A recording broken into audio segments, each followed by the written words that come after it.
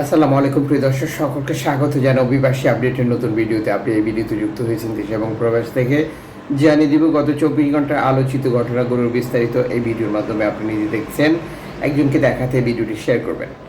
এই ভিডিওটি দেখছেন ইউটিউব থেকে, ফেসবুক পেজ থেকে, দুটি মাধ্যমে প্রতিদিন এই তথ্য দিচ্ছি। চ্যানেলটি সাবস্ক্রাইব করুন, ফেসবুক পেজটি ফলো করুন আমাদের প্রতিদিনই ভিডিও প্রতিদিন দেখার জন্য।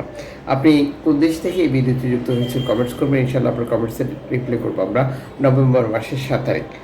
আপনার কাছে কোনো অভিবাসীদের তথ্য ইনফরমেশন থাকলে আপনিও কমেন্টসে জানাতে পারেন। এতে করে বহু মানুষ উপকৃত হবে যাদের প্রিয়জন ঘর থেকে বেরিয়েছে মাসের পর মাস, বছরের পর বছর কেটে গেলেও তারা এখনও জানে না তাদের প্রিয়জনের সাথে কী ঘটেছিল। স্প্যানিশ কর্তৃপক্ষ নিশ্চিত করেছে তাদের উপকূলে একটি মৃতদেহ উদ্ধারের। এই সময় তারা আরও যে যুক্ত তথ্যগুলো দিয়েছে, 25 জন শরণার্থী নিয়ে একটি নৌকাডুবির ঘটনা ঘটেছিল। উদ্ধার তৎপরতা অব্যাহত রয়েছে। যখন এই প্রতিবেদনটি প্রকাশিত হয়েছে তখন পর্যন্ত একজনকে মৃত হিসেবে দেখানো হয়েছে, তবে তার জাতীয়তা এই প্রতিবেদনে আমরা খুঁজে পাইনি।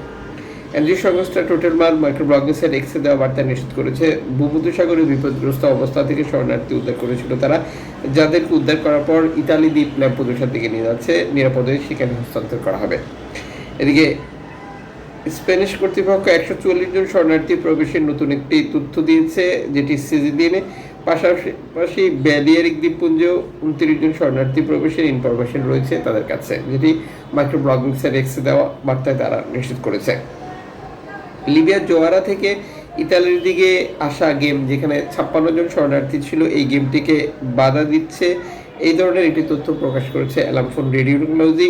বিপদগ্রস্ত শরণার্থীরা অ্যালার্ম ফোনের কাছে বার্তা প্রচার করেছে। তারা বলছে যে তিউনিশিয়ান কোস্টগার্ড আমাদের নৌকাতে হামলা চালিয়েছে।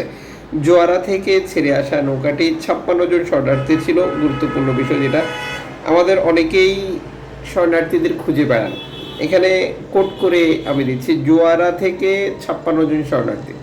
মনে রাখবেন, আপনার প্রিয়জন যখন গেম দেবে তখন কোন অঞ্চল থেকে দিয়েছিল, কতজন শরণার্থী ছিল, নৌকাটি প্লাস্টিকের, কাঠের, লোহার, স্পিডবোট নাকি মাছ ধরার ট্রলার ছিল, এই বিষয়গুলো জানলে কোনো অনাকাঙ্ক্ষিত ঘটনা ঘটে তখন তথ্য ইনফরমেশন সংগ্রহ করা খুব সহজ হয়ে যায়। যেমন অ্যালার্ম রেডিও টেকনোলজির সাথে 64 জন শরণার্থীর একটি নৌকা যোগাযোগ করেছিল, যারা লিবিয়ার সাবরাতা থেকে লিবিয়ার সাবরাতা থেকে ইতালির দিকে যাওয়ার পথে তিউনিশিয়ান কোস্টগার্ড তাদের নৌকাকে থামিয়েছিল বলে এই প্রতিবেদনে উল্লেখ করা হয়েছে। তবে তাদেরকে আটক করেছিল কিনা তিউনিশিয়ান কোস্টগার্ড সঠিক কোনো তথ্য পাওয়া যায়নি। মরক্কো থেকে স্পেনের পথে সিউতা উপকূলে মৃতদেহ উদ্ধারের নতুন তথ্য নিশ্চিত করেছে স্প্যানিশ কর্তৃপক্ষ মাইক্রোব্লগিং সাইট এক্সে দেওয়া এক বার্তায়। মরক্কো এবং স্পেনে বর্ডার থাকলেও এই অঞ্চলটিতে প্রায়শই নৌকাডুবি এবং দুর্ঘটনা বৃদ্ধি পাচ্ছে, যেটি গত কয়েক মাসের প্রতিবেদন থেকে আপনি আরও স্পষ্ট ধারণা পাবেন। এদিকে এনজিও সংস্থা অ্যারোরা নিশ্চিত করেছে তারা গত রাতে বিপদগ্রস্ত অবস্থায় 22 জন শরণার্থীকে উদ্ধার করেছে, যাদেরকে নিরাপদে ইতালিতে হস্তান্তর করা নিয়ে তারা কাজ করছে। ধারাবাহিকভাবে গিয়ে অব্যাহত রয়েছে তুরস্ক থেকে গ্রিস, লিবিয়া, তিউনিশিয়া থেকে ইতালি, আফ্রিকার বিভিন্ন দেশ থেকে স্পেন। এর মধ্যে রয়েছে নৌকাডুবি, দুর্ঘটনা, মৃত্যু, উদ্ধার তৎপরতাও।